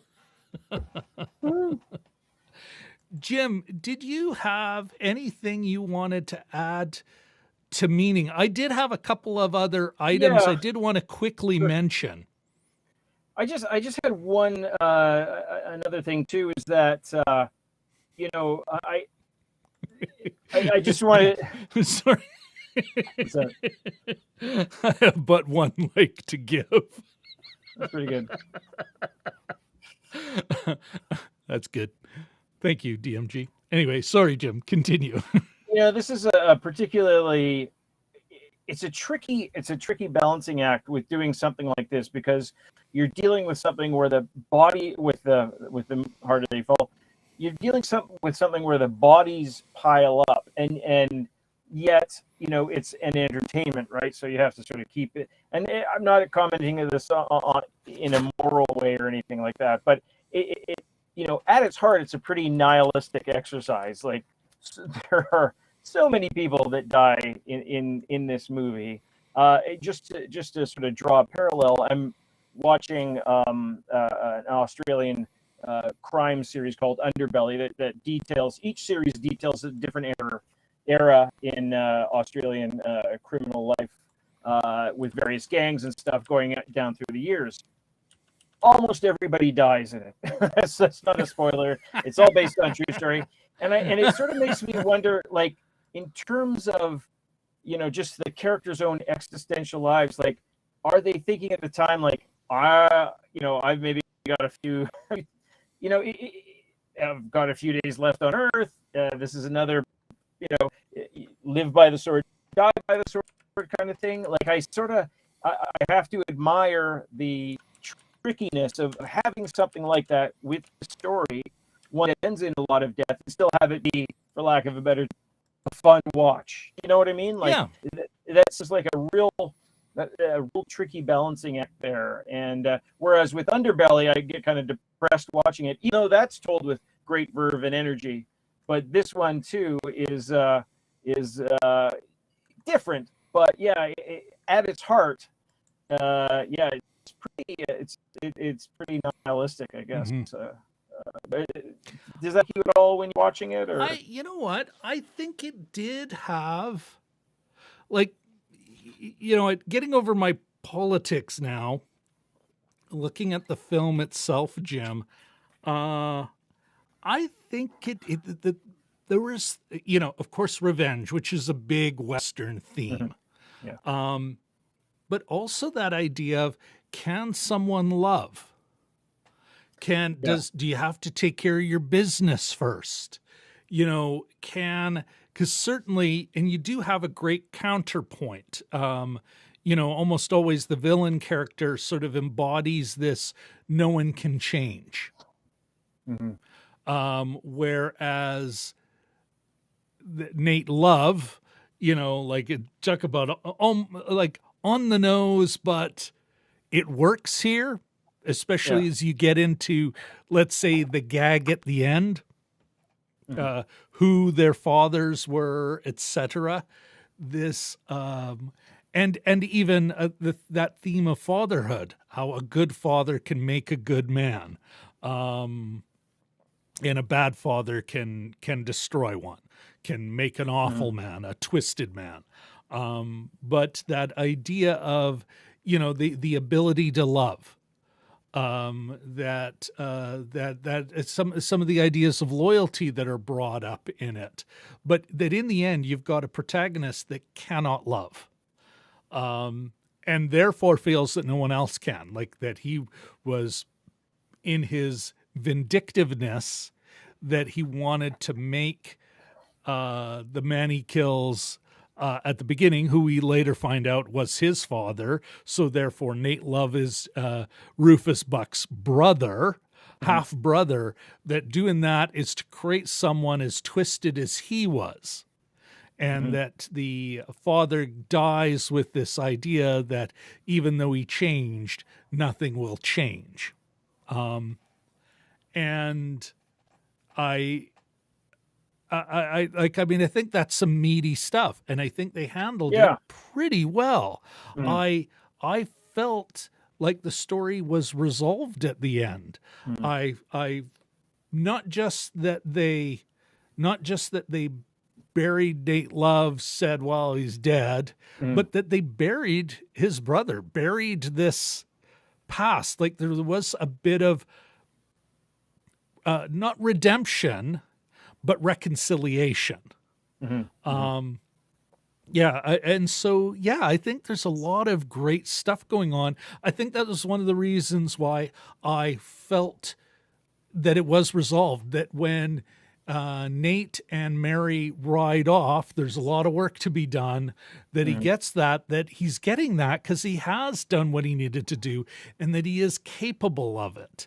Now, of course, they did a very good job at making the characters who die terrible deaths, terrible bastards, that you kind of accept within the context is, well, that guy needed to die, which is very much a Western kind of assumption that some people need killing. No cow needs stealing, but some people need killing. And because it doesn't even play with that, it just accepts it on its face right at the beginning. You're never stuck in one of those jams where it's like, well, I thought you were against violence. They never once say he's got to die because he's a murderer. They say he could be the devil. Like that's discussed a lot, and there's almost that kind of, you got a character who goes, I don't care. He might be the devil. He might be a man. I know I'm going to kill him. Another one saying he ain't the devil. He's a man. I was able to take him in, but you fuckers are going to die. As on the individual moral, like the more, epic themes, which are a lot more, almost always a lot more universal and individualized. I think it had a lot to say about that. And I thought that was kind of neat. And even now, this is I'm only going to mention it. It'd be interesting to see how Black critics talk about it, or if they talk about it at all.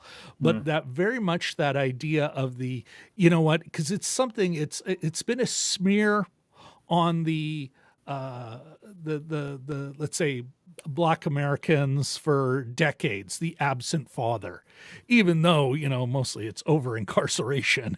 There's a lot of absent fathers. It's like, well, if white people keep throwing them in jail for specious reasons. Yeah. This absent father, that community's got to get its shit together. Well, if you quit throwing them in fucking jail for bullshit, maybe that would.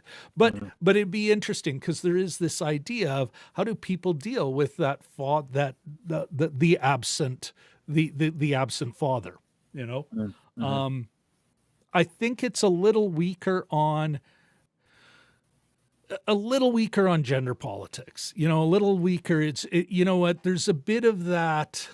Women can be badasses too, and women can't be. And we've actually seen a lot of that.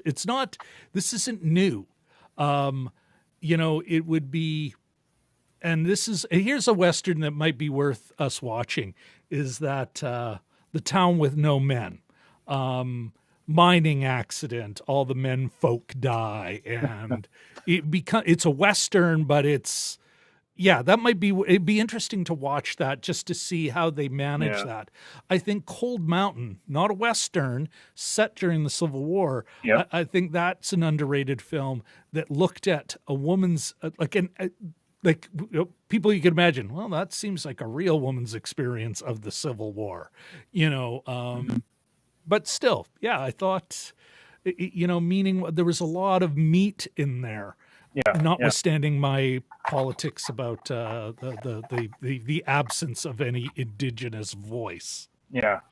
Well, even the deaths of some of the characters, or just the sort of, for instance, what Lakeith Stanfield as Cherokee Bill turns out to be. It's not so much that he's a formidable fighter; it's that he cheats, right? And that he has a cool exterior, and he's able to sort of. I'm sorry. I'm just want to quickly interrupt here, folks. I'm really sorry that the the chat's hopping. We're not going to get to every comment, but I hope you guys are having a good time. Sorry, Jim. Continue. No, it just that again, just that Keith Stanfield's character turns out to be a coward. That's the sort of secret of his success, and or that he cheats. Right? That he's a back shooter. That he shoots people in the back, and that he does a short count rather than 5, 4, 3, bang. Even the poor Bill Pickett who realizes that he survived the shot because the bullet hit a coin in his pocket, and then he immediately gets killed right after. That was kind of like a 1-2 punch. And then at the very end, although mind you, I think you were going to. I thought for sure, this is what he gets it because we've seen that. Look at this! I can't believe it. Blam. Yeah, Saving Private Ryan, I think, has a moment curtains like that behind him, and anybody could be standing there. And then at the very end, too, Buck, the antagonist. I was expecting a real sort of a knockdown, drag him out fight like the two women had, and that's not what you had. Basically it was, and I'm just trying to think back. It's almost like he allowed Nat Love to take care of him. He said, "My time is up." Perhaps it was that the heist didn't go as well as he needed it to be. He needed money to protect himself, basically, and that was already taken care of. That was, basically destroyed in an explosion. So he didn't really see a lot of alternative, but maybe he just thought he truly came to the end of his piece. So that was kind of an interesting handle that too. But I think I'm willing to take the character at face value when he's saying, "Do it, because then you're exactly like me." Whereas he does it, but it doesn't look like he is. Like there is an idea of, if the villain of the piece, the one who can't change, a great sign of why villains are villains is they can't change, whereas the protagonist can, this idea that he's like, hey, well, I do get to go now off with the woman that I get to love this woman now. I get to commit to her. My shit has been dealt with. Now, of course, it looks like Mary will have a problem, but I was okay with that. Yeah. The all black, all female part 2. Well, maybe. And Jim, like it is. I just, you know what? I have a particular mean on for the Western. Even though I can recognize it's a good film, I have a particular mean on for it. That said, I do recognize what you were saying earlier. It is. It's a great way of looking at it, of reimagining a Western. But I don't think it's something where we're being shown a way of making Westerns again that are in any way morally, it's just not that much more morally superior. It's slightly less awful in its mythic assumptions, right? And slightly less awful is not good, It's not even almost good, but it is still good fucking movie. And enjoyable and entertaining, and if you're willing to shelve a few things, you're all set for a decent ride. Yeah, I like this. Like this comment here.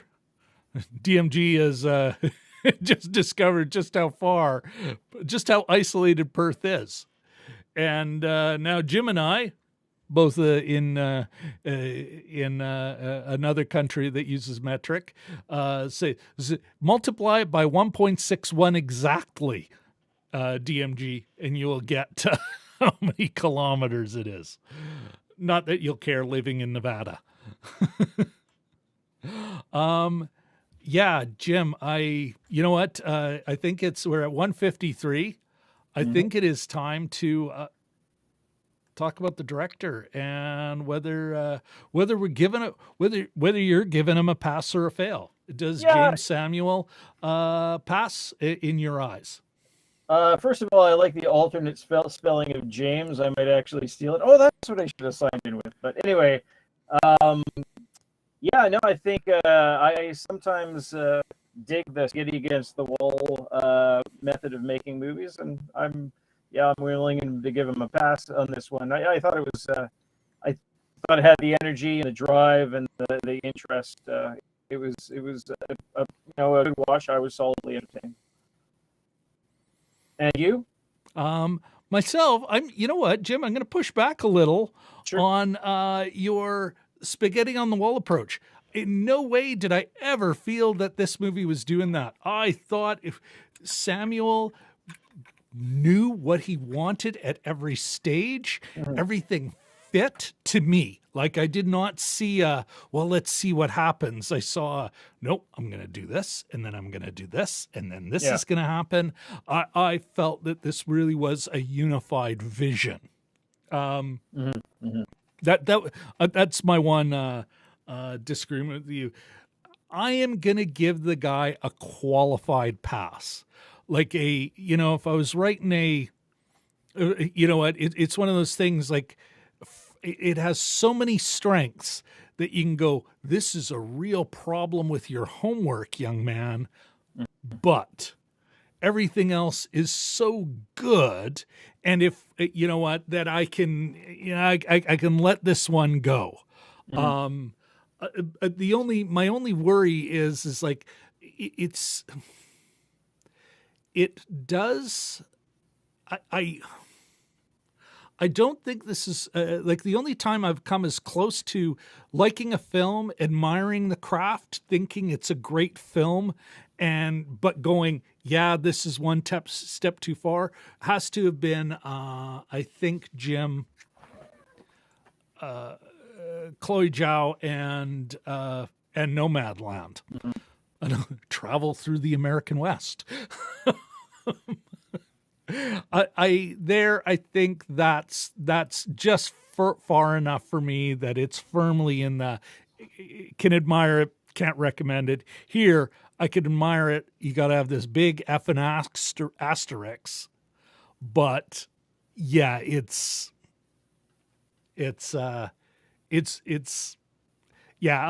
I'm giving the director a pass. Sure. You know, maybe a C- again. How do you fucking make Jim? I'm stuck on this. How do you make a Western? It's a good point. B this here, we're gonna talk about these untold stories. Indians? What? What are you talking about? Like not a one, not a fucking one. Like you know what? I'm just having a hard time getting past that one, man. I may actually change my mind as much as I enjoyed this film. I may change my mind and just next week I'll go, nope, he failed. And so says the middle-aged white guy. Yeah. You angered me personally very deeply. You know, and who's to say that you know, this isn't a documentary. First of all, I've already seen a bunch of articles which are like, some of this was true, and you know, like Brad Pitt beating up Bruce Lee in Tarantino's Hollywood picture. It's not a documentary, folks. Anyway. And let's praise him now. Yeah. The way he handled that is the best. Everyone else should ever do that now. If they want to talk about, instead of that inspired from or inspired by or based by, ditch that. Go, listen, this is fiction. I want to celebrate the fact that these people existed and were remarkable in their own right. Mm. And you know what? What a great way. I got tingles at that beginning. Yeah. Honest. Yeah. And it reminds me, quoting an indigenous elder, the indigenous elder telling some story to children saying, I don't know if this actually happened, but I know it's true. And that is a great, and I think that statement kind of captures that. It says, listen, who cares if it's accurate? Is it true? Like, is there human truth? And I think that he achieves with that. And he achieves his real goal is like, it wants you to, well, who the hell was Nate Love? Who were these people? Yeah. I know they existed. What was accurate? What was their actual story? You want to do that. Like, that's an achievement. Yeah. Yeah. Fuck, I'm going to struggle with this movie, Jim. I'm going to struggle with it for a long, long time. Well, and the shame is, it was already 2 hours and 17 minutes long. If you add another character, and they did give, you know, a lot of time to each one of their characters. I don't know if anyone really got short shrift, but a Buffalo Soldier kind of character, or do I have that term right? Anyway, there was a lot of mixing, you know, there were people that were half black and half American Indian. Would that not be an interesting character? You know, like, yes, it would be an interesting character. Yeah. And there's historical, you know, even just like, again, even just acknowledging it, you know, just acknowledging the whole. You know what? Even if you say, listen, this is not the scope of this movie, but let's acknowledge the whole. It's I think the, you know, half of my criticism of Nomadland is as much about they acknowledge the whole outside the movie and go, yeah, well, it wasn't important. You know, it's like, well, I didn't want to do that. You know, it's just, you know, it's extra special weaselly from my perspective. But, you know, but at the same time, who knows? Might be a lot of indigenous critics right now saying, you know what? That's fucking great. We need to make our own Western that is us. I would not wager on that. I suspect an indigenous critic might be going, oh, great. Well, good to know that we weren't there at all. Thanks for continuing that myth. Yeah. But, oh, well. Yeah, I do think I had that Buffalo Soldier thing wrong. But yeah, oh my goodness. I mean, it's and these people had definite connections to those communities. Oh yeah. So, anyway, so you look at the Western Canadian. You know, we were talking about last week about Métis, the Métis politic before. You know, yeah. Why isn't a big kind of Paul Gross movie been made about Louis fucking Riel? Yeah. Oh yeah. You know, like anyway. Meanwhile, Matt here is now. providing, doing some tourism bureau stuff with everyone else in the chat. Come to Western Australia. The WA. All right, Jim, any final thoughts? I like the split screens. There was a number of those as well. That was a sort of a nice little flourish, but that we hadn't mentioned. But yeah, no, I'd like to know your thoughts on the sequel. I mean, I'd watch it as well, but it's, can you go home again? I'm not entirely sure. I think one of the great things about, although mind you, The Man with No Name, fistful of dollars, few dollars, fucking worked for Sergio Leone. Yeah. So, and this has Sergio Leone moments, as you referenced, Jim, in the split screen, the dink, dink, dink, like that. Yeah. So maybe it can, you know what? Yeah. Maybe that's exactly what he's setting up, because these characters are, it'd be interesting though, then, these characters have these needs, but they're being met now. How does it? Yeah. And even what's, Regina King, the treacherous Trudy, what's her, like, we got a hint of her drive. There's that more of that parental abuse kind of exploring. Again, another bad father.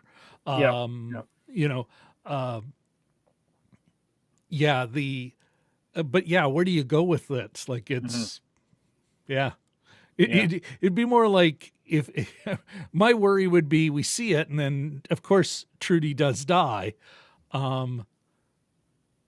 Okay, here would be interesting, Jim. Trudy comes back. Here's my pitch. Trudy comes back. Showdown. Think Kill Bill. Showdown. Nate Love is truly dead now. He will love no more. Maybe the murder of a child, or at least the theft of a child, a daughter. And then, although left for dead, stagecoach Mary survives, and she goes on her epic path of revenge and restoration. That could be yeah. Fuck, that's a movie I'd watch. Yeah. Damn. Yeah. There you go. That's a script we got. That's the spec script Jim and I need to work on and pitch to James Samuel, who'll go, why are two middle-aged white guys from fucking Canada thinking they can write my fucking movie and my goddamn black characters? Yeah. Anyway, we do have a note here from Katie saying that would not pass the baby test. But Unlike kidnapping the child, I think would. As long as there's no gratuitous, threat. Although no, actually, it wouldn't pass it. Like, think of Victoria. For Katie, that was the road too far. You're right. The one, yeah. Yeah. And but there was also a baby that was threatened in the true history of the Kelly gang. Oh, Regina King. Not the capital of Alberta. You mean the capital of Saskatchewan? Home of the Saskatchewan Roughriders. There we go. All right, everybody. It is that time. It is. And I'm very sorry. And as much as I'd love to put it all on Matt, what the heck? Let's put it all on Matt. No, as much as I'd love to put it all on Matt, you know what? The great thing about a movie that gives you a lot to talk about is sometimes it's the conversations. There's a bifurcation, and we can't catch up. We can't keep up. The DMG, that's also a berry. Look it up. Google it. But anyway, folks, so glad you all came. Thank you all very much. Let's first of all, DMG, thanks very much for coming by. Thanks for popping in. Glad you. Well, I hope you had a good time. Looks like you're having fun. You came up with a couple of comedy winners. Of course, Katie Fowler, 1/3 of the Balmoral Street Research Irregulars. Her and Richard L., another third of the Balmoral Street Research Irregulars. Happy anniversary. Oh, yeah, that's right. Yes, the 10 years just the other night of being together, of the first time they met. It's very heartwarming. Really quite beautiful. Matt, our man in Perth, the most isolated capital on the planet, on the face of the planet. Thank you very much for popping in. I hope you had a good time. Thanks for bringing your A game. You guys, thanks, Matt. You guys are all wonderful. Such a great audience. Am I missing anyone, Jim, or did I catch everybody? There was that Zombie Da. Oh yes, Zombie Da, and the recommending pitching that movie. Yes. Sardar. I have it written down on my phone. You do, eh? Yeah. Good. Yeah, we will definitely, Zombie Da, we'll definitely put that on our potentials list. And what else, my friend? I think that's about it, eh? Yeah. We're a little late, but not... oh, look at that. People chiming in, congratulating them on their anniversary. Lovely. And, oh my goodness, Jim, somebody was told, no worries, mate. Now I truly feel Australia is in the chat. All right, with that dealt with, everyone, I am going to, it's now time to, I guess, Jim, I'll meet you in the green room, and folks. We will we'll say goodbye to everybody. Yes.